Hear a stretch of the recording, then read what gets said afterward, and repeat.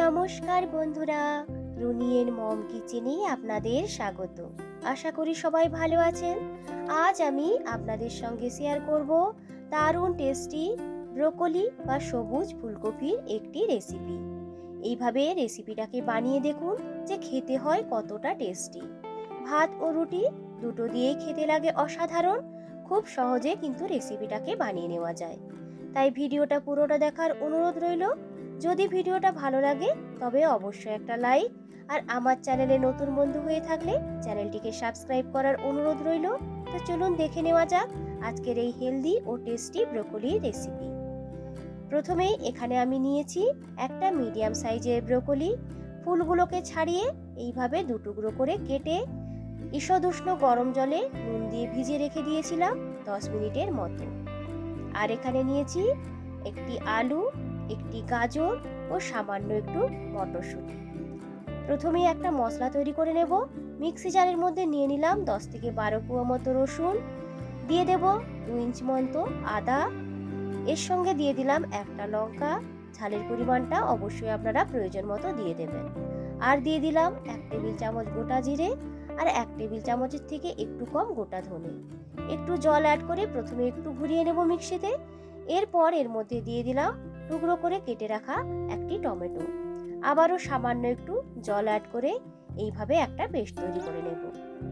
সবজিগুলোকে ভেজে নেওয়ার জন্য প্যানের মধ্যে দিয়ে দিলাম পরিমাণ মতো সর্ষের তেল। তেলটা যখন খুব ভালো করে গরম হয়ে আসবে, প্রথমেই আগে গাজরগুলোকে দিয়ে একটু ভেজে নেব। গ্যাসের ফ্লেমটাকে এখানে কিন্তু লো টু মিডিয়ামে রাখতে হবে। প্রায় মিনিট দুয়েকের মতো গাজরগুলোকে ভেজে নিয়েছি। এরপর এতে দিয়ে দিলাম কেটে রাখা আলুগুলোকে। সামান্য একটু নুন ওই সবজিগুলোর মধ্যে দিয়ে আরও মিনিট দুয়েকের মতো ভেজে নিয়ে ঢেকে রেখে দেব 2 থেকে 3 মিনিটের মতো। এখানে সবজিগুলোকে কিন্তু খুব বেশি একদম সেদ্ধ করে ভাজবো না। যখন দেখবেন গাজর ও আলুর মধ্যে একটা লালচে ভাব ধরে আসবে, তখন এইগুলোকে তুলে নেব। বাদবাকি যে তেলটা প্যানের মধ্যে আছে ওর মধ্যে দিয়ে দিলাম জল ঝরিয়ে রাখা ব্রোকলিগুলোকে।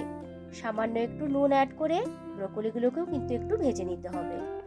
তবে ব্রোকলিগুলোকে কিন্তু খুব বেশি নরম করে ভাজবো না।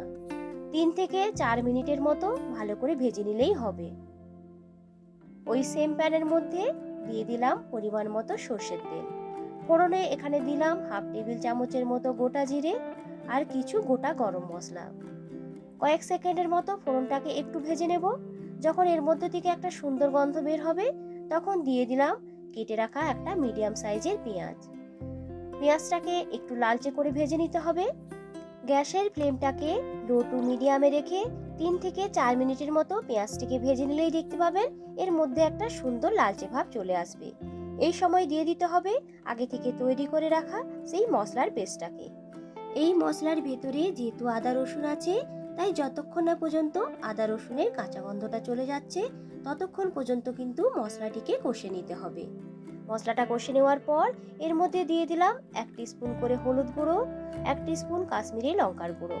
মিক্সির জার ধুয়ে সামান্য একটু জল ওই মশলার মধ্যে অ্যাড করে দিয়ে আবারও ভালো করে মশলাটিকে কষে নিতে হবে।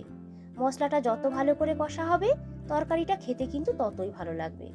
তো দেখুন তেলটা ছাড়তে শুরু করে দিয়েছে মশলার চারিদিক থেকে।